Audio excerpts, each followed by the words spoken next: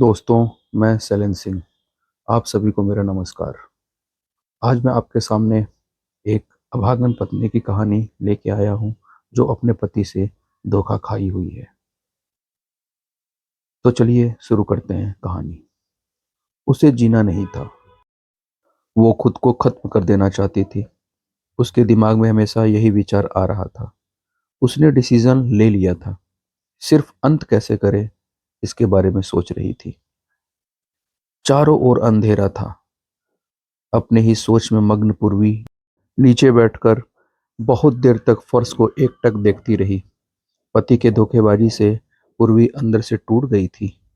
उसके बोले हुए वह शब्द पूर्वी के दिल में घाव कर गए थे। इस बार पंकज ने तो हद पार कर दी थी। अब और जीने का कोई अर्थ ही नहीं बचा था। अब खुद को खत्म कर दूं, इसके सिवाय दूसरा विचार उसके मन में नहीं आ रहा था। दोनों बच्चे गहरी नींद में थे। एक नज़र उनकी तरफ देखा, उनके सिर पर प्यार से हाथ फेरा। आंखों में आंसुओं की धारा बहने लगी थी। उसने मन में एक दृढ़ निश्चय कर लिया था। रात के 2 बजे थे।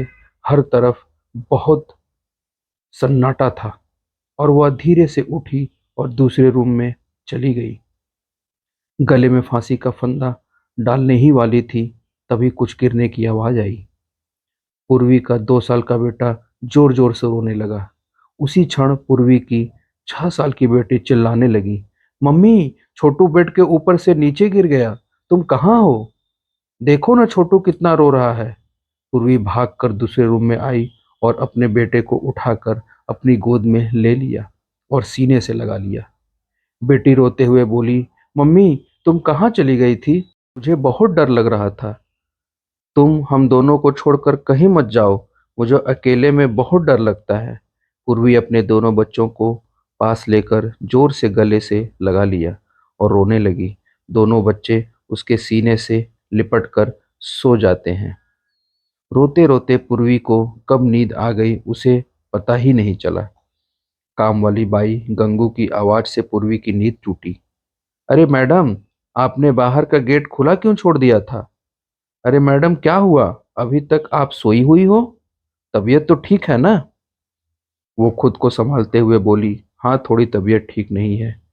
घड़ी में वक्त देखती है तो 8:30 बजे थे। आज तुम्हें आने में इतनी देर क्यों हो गई? मैडम, चौथी गली में मेहताजी रहते हैं ना, उनकी बहू ने फांसी लगाकर आत्महत्या कर ली। 2 बच्चे हैं उनके। उनकी 10 साल की बेटी और 6 साल का बेटा भी है। सुनकर पूर्वी के कलेजे को धक्का लगा। अपनी साड़ी ठीक करके उसने पूछा, कब हुआ? गंगू ने बोला, रात को हुआ मैडम। मैंने ऐसा सुना है कि उसके पति की दूसरी औरत से संबंध थे। कमबख्त अभी तक नहीं आया। अचानक पूर्वी ने गुस्से से बोली, अच्छा किया। वह आया या नहीं आया, उससे क्या फर्क पड़ता है? अब वह थोड़ी न देखने आने वाली है। ये सुनकर गंगू पूर्वी के कान के पास आई और धीरे धीरे से बोली, मैडम, मैं अनपढ़ गंवार हूँ और घर घर में जाकर झाड़ू पोछा करके अपना पेट भरती हूँ, और आप पढ़े लिखे हुए लोग हो। भले ही मैं आपसे उम्र में बड़ी हूँ, जीवन का अनुभव आपसे थोड़ा ज़्यादा ही है। आजकल साहब और आपके बीच जो चल रहा है वह ठीक नहीं है। मुंह बंद था, फिर भी मेरे कान खुले रहते थे। मैं एक औरत हूँ और औरत के दुख में समझती हूँ। इसलिए मुझे आपको एक बात बतानी है। आत्महत्या ही कोई समस्या का समाधान हो नहीं सकता। जिंदगी में उतार चढ़ाव तो आते ही रहते हैं। इसका मतलब ऐसा नहीं कि आप अपनी जान दे दो। मैडम जी, कभी कभी आदमी अपना रास्ता भटक जाता है, पर अंत में घूम कर अपने ही घर वापस आता है। और जब नहीं आए तो भी कोई फर्क नहीं पड़ता। आप किसके लिए मरना चाहती हो? जो आपको प्यार नहीं करता, जिसको आपको थोड़ी सी भी परवाह नहीं है, उसके लिए आप जी नहीं सकती? जो आपसे प्यार करते हैं, जिसको आपकी कदर हो, आपके माता पिता जो आपसे बहुत प्यार करते हैं, आपके बच्चे जिनको आपकी ज़रूरत है। गंगू का बोलना सुनकर पूर्वी की आंखों में से आंसू की धारा बहने लगी। पूर्वी गंगू को गले लगाकर रोने लगी। गंगू पूर्वी को पीठ पर हाथ से फेरते हुए सोफे पर बैठाती है और बोलती है, बुरा न मानो तो एक बात बोलूं मैडम? खाली दिमाग शैतान का घर होता है। आप घर में बैठकर फालतू बातों को सोचते हो। मैं आपके घर में काम करने के बाद 9 से 3 इस वक्त स्कूल में झाड़ू लगाने जाती हूँ। वहाँ के प्रिंसिपल मैडम बहुत अच्छी हैं। आप तो पढ़े हुए हो, अगर आप बोलती तो मैं आपके लिए टीचर का काम करने का पूछूं क्या? आपका वक्त भी निकल जाएगा और मन भी लगा रहेगा। इस पर पूर्वी चुप बैठी थी। कोई भी जवाब न मिलने पर गंगू बोली, मैं आपके लिए चाय लेकर आती हूँ। और गंगू काम करने लग जाती है।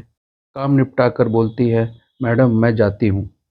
उतने में पूर्वी उससे बोलती है, रुको गंगू, तुम स्कूल में मेरे लिए पूछना, यदि संभव हो तो प्रिंसिपल मैडम का नंबर मुझे लाकर दे देना। गंगू के चेहरे पर खुशी का भाव दिखा। गंगू पूर्वी के पास जाकर बैठी और धीरे से बोली, मैडम मैंने दूसरे रूम में बेड पर स्टूल रखा हुआ देखा था। ऐसा आप कभी भी मत करना, यह आपका घर है। इसे बचाने को आपसे जो हो सके वो कीजिए। बिना लड़े आपने हार मान ली?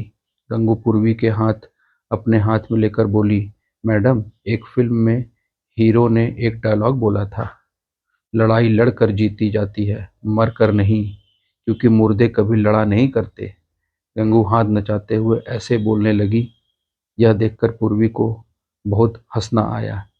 गंगू का बोलना सुनकर पूर्वी का मन हल्का हो गया और उसे एक नई आशा की किरण भी दिखी। वह अलमारी में से अपने सर्टिफिकेट निकालने लगी।